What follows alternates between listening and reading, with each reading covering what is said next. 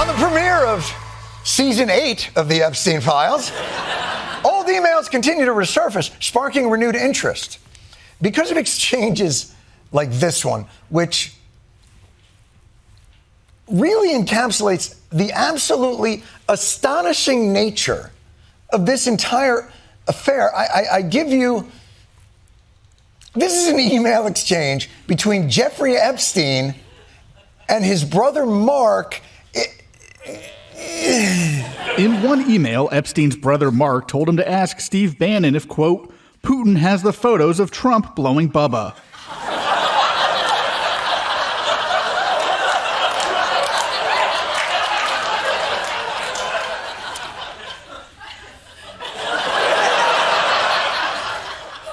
This sentence, maybe 18 words long. 7 of those words are Steve Bannon, Putin, photos, Trump blowing Bubba. It's a rich text. Literary scholars will secure tenure off the analysis of this text. Steve Bannon, Putin, photos, Trump blowing Bubba. And I know what you're probably thinking. Jeffrey Epstein had a brother? He did, apparently. And to the second thing that you might be thinking, Mark Epstein released a statement clarifying that the name Bubba was not a reference to former President Bill Clinton.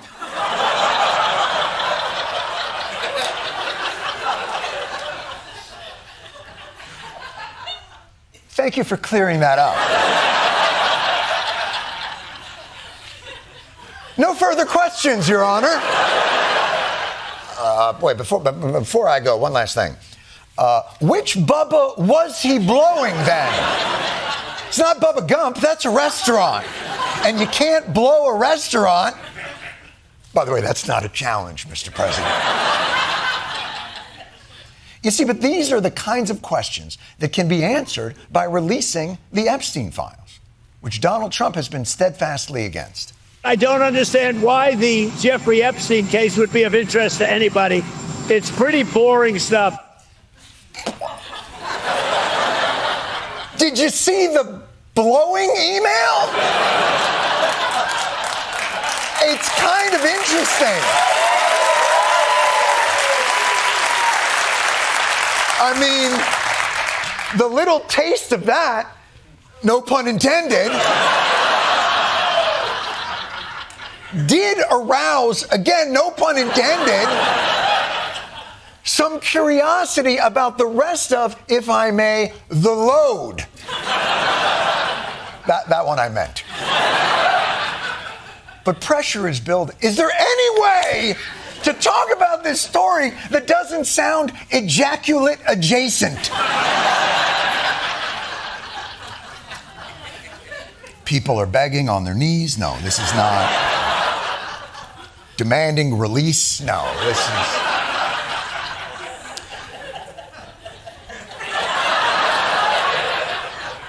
But the House of Representatives clearly now has the votes to demand that the Epstein files be released, which is why this weekend Trump pivoted. The president writing on social media, House Republicans should vote to release the Epstein files because we have nothing to hide.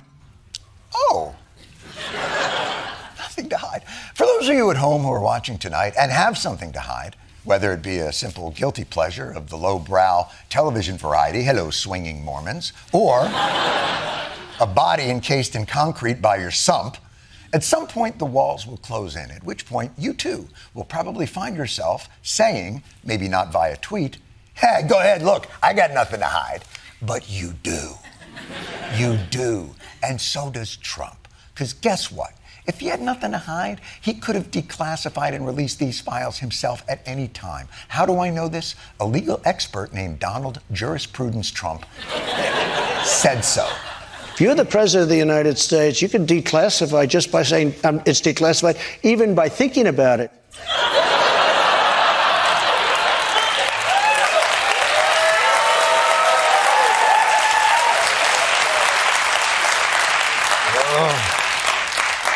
Come on, Donnie boy, don't think about it.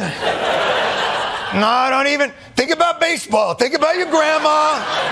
Think about baseball. Think about your grandma playing baseball. Don't think about the classified. I declassified it. Oh, I shouldn't have done it, but I did it.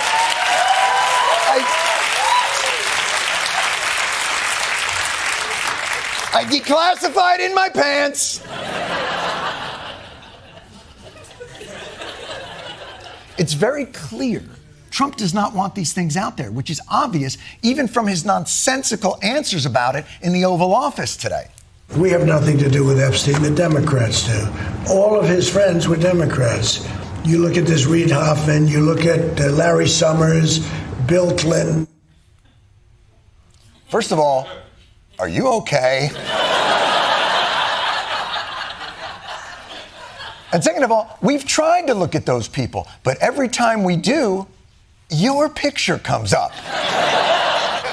But yeah, investigate everyone who had a relationship with Epstein, which includes, if we're being honest, you, Mr. President. And by the way, investigate the Democrats. And maybe you'll find out. Yeah, exactly. Investigate them all. And by the way, while you're out there, see if you can find the Democrat who cut a sweetheart prison deal for Ghislaine Maxwell after she told your lawyer she never saw you do anything wrong. Oh, and by the way, never saw Jeffrey Epstein do anything wrong either. Have at it.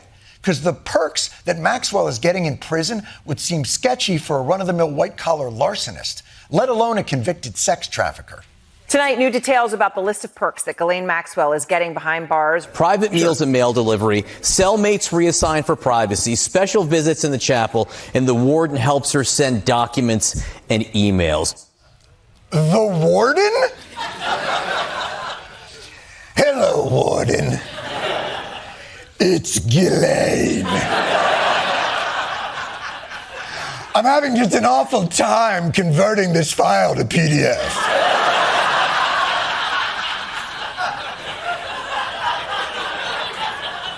Would you be a dear? Yeah, I'll send the IT guy. Oh, no. You will attend to this personally. Yes, Ghislaine. I'm sorry. Yes, Miss. I'm sorry. Am I still on the phone? Yeah. Yes, Miss Maxwell. And scene. All right. What else? I mean, come on. The warden. And it gets cushier, literally. One of the perks that I think that people may be surprised that is a perk is the idea of unlimited toilet paper. The audience literally gasps right now. I've been a free man my whole life. I have never had unlimited toilet paper. Never. In my life. I wasn't raised that way. But Maxwell, she's just wiping and wiping. Hello, warden. Would you be a dear? Unlimited toilet paper. It does explain her prison Halloween costume this year. Oh, unlimited.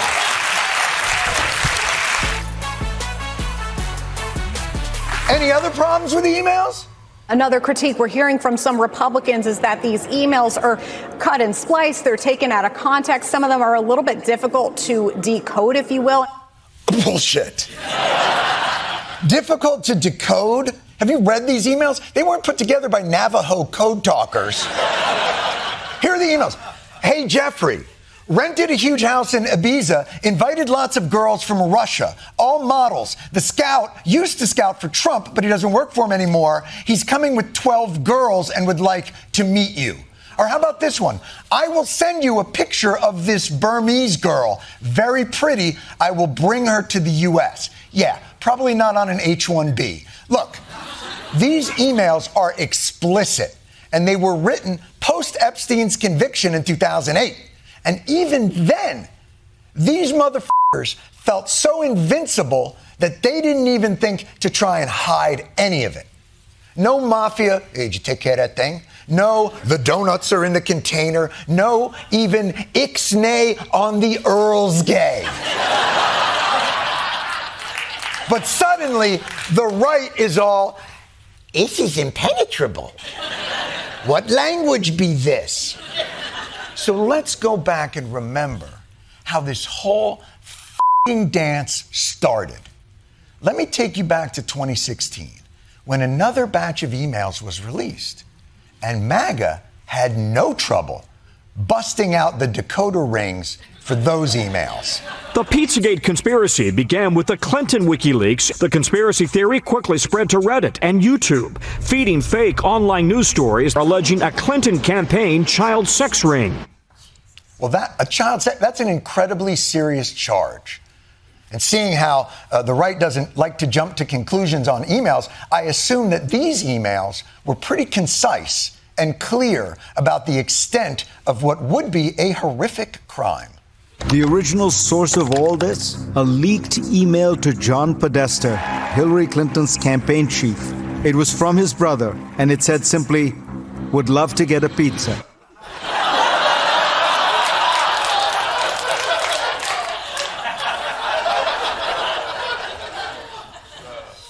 My God.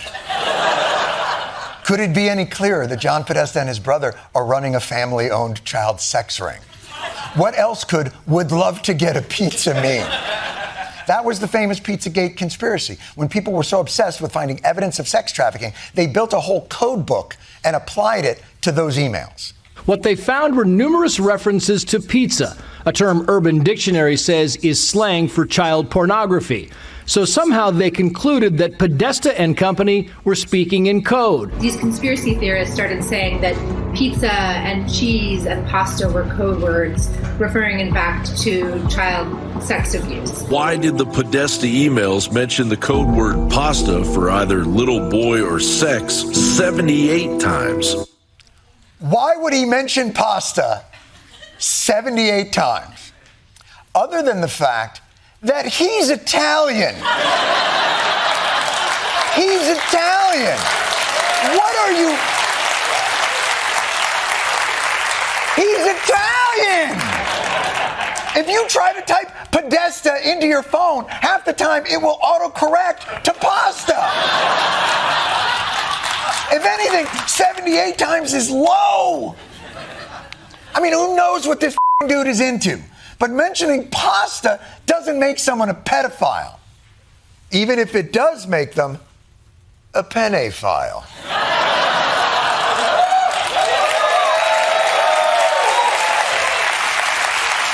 Hi.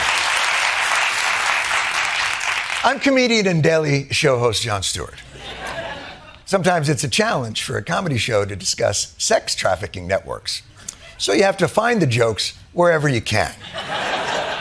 Generally, that does include pasta puns, even if they do make me feel a little fusilly. But the Pizzagate conspiracy wasn't just left to grow on its own. People in MAGA world were very happy to feed that fire. This is tied into Podesta with thousands of emails. There were little kids going in and out of this back room. Like 1 or 2 kids. And this is a bar. Podesta, the molester. QAnon. A lot of this stuff these guys have been talking about comes out to be true. Pizzagate, as it's called, is a rabbit hole that is horrifying to go down.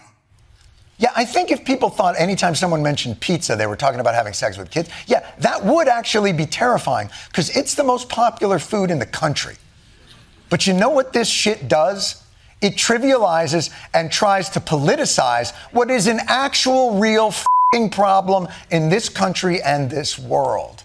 And has now put those same influencers in the position to back away from this in present time with far more explicit evidence. This is an email without any context. Once again, ultimately, it's just Epstein trying to pull Trump in and implicate him. And they've been over him. They've been cherry-picked. They know it's there. It's all old stuff. So it's just more gaslighting, more deception. As I've always said, context is important. As I say on my show every day, the truth is oftentimes nuanced. That's why you gotta be real careful with this shit. And as for Bannon, through these emails, we've learned he was working with Epstein to figure out ways he could rehabilitate Epstein's image. It's amazing. With these Podesta emails, they were the enigma machine, decoding everything. But these Epstein emails now are a New York Times crossword puzzle from a Monday. You can figure this shit out in ink. In fact, the only guy that I have to give props to is Alan Dershowitz. Not for moral integrity, but this dude's been on Epstein's team from the get-go, and he's sticking with it. He pleaded guilty to one count of having sex for money with a 17-year and 10-month-old person. That's not pedophile. Yeah. Little rule of thumb for everyone out there. If you ever find yourself counting anyone's age in months, chances are the person you're describing is still a child. The Epstein emails are just a gross appetizer here. Everyone is still waiting for the disgusting main course, the DOJ's Epstein files. For months, Trump has done everything he can to prevent the release of these files. He's tried persuading Republicans not to vote for it. Then he tried threatening them. Then he tried pointing up at the sky and going, "Whoa, what's over there? What is that?" But nobody looked except for Tommy Tuberville, who is actually still looking. But when it became clear that the House was going to ignore Trump and vote to release the Epstein files anyway, Trump backtracked and said, "Oh, yeah, do that. That's also what I want." Which is why today the vote passed unanimously. Almost. In a rare show of unity, the vote was 427-1. Louisiana Republican Congressman Clay Higgins, the only member voting against this bill. Okay, does Clay Higgins represent the 3rd Congressional District of Epstein Island? Who even is this guy? Oh. Okay, that makes sense. Now I believe this is a guy who would vote to block the Epstein files. I mean, he doesn't need the DOJ to release them. He's just going to steal them from Indiana Jones later. Even his most ardent supporter, Marjorie Taylor Greene, Georgia representative and woman who just started taking her meds, Trump was so mad he called her a traitor this weekend. And I bet that got her back in line. I was called a traitor by a man that I fought for 6 years for. Let me tell you what a traitor is. A traitor is an American that serves foreign countries and themselves. Okay, what the is happening with Marjorie Taylor Greene? Did she get the severance surgery? Was she bit by a radioactive Rachel Maddow? She's getting so liberal that a month from now she's going to be performing on NPR's Tiny Desk. Breaking tonight in Washington, D.C., the Senate has unanimously agreed to pass the bill to release the Epstein files. Wait, what? Whoa. Hang on. Wait, how the did it pass this fast? I thought a bill in the Senate had to go through amendments and committees and floor votes and Mitch McConnell's neck folds and they have to add some unrelated earmarks that somehow make Lindsey Graham millions of dollars. How'd they get around all that? Senate Democrats pressured their Republican counterparts to pass the Epstein Files Transparency Act by something that's called unanimous consent, meaning the Senate accepts the House version of the bill as written. Wait, you can do that? Unanimous consent? Well, then why don't you do that with every bill? I mean, does it only work on bills with Epstein's name? In that case, we might need to pass the Jeffrey Epstein Universal Healthcare Epstein Act featuring Jeffrey Epstein.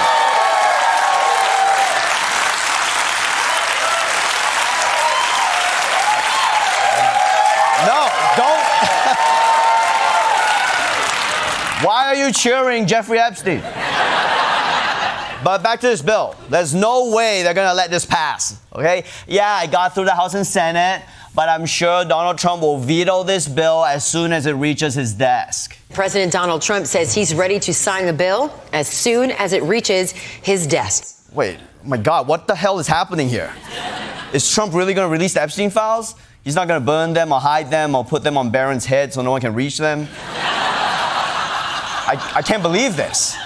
Look, there's just no way that this man is going to release the Epstein files that he is in. I mean, he must have a plan to get out of this. We should note the legislation as it stands clearly says, quote, the Attorney General may withhold or redact personally identifiable information of victims or victims' personal and medical files and any material that would jeopardize an active investigation or national security. Yeah, there we go. See, that's how they're going to keep these files secret. National security, America's go-to justification. It stops us from bringing shampoo on a plane, it puts terrorists on bananas, and soon it can prevent you from seeing if the president is a pedophile. And by the time Pam Bondi is done with these files, they'll be more censored than the airplane version of Anora.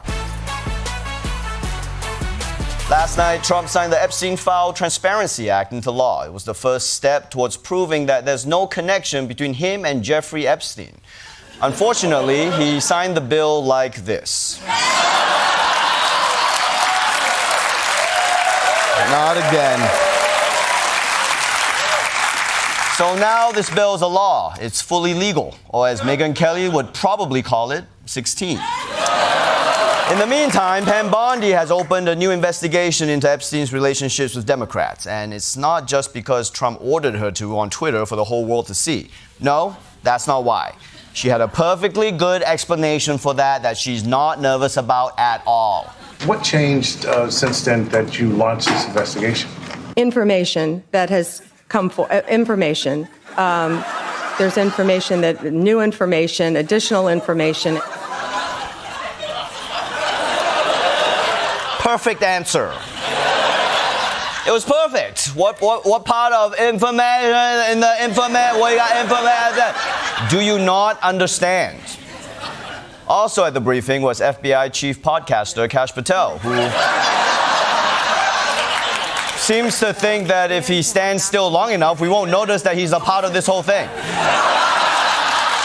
I mean, I've heard of a 1,000-yard stare, but this dude looks like he could see to China right now. Hey, Kash, could you check in on my family in Malaysia while you're at it? I mean, what's my mom doing? Actually, no, don't look at my mom.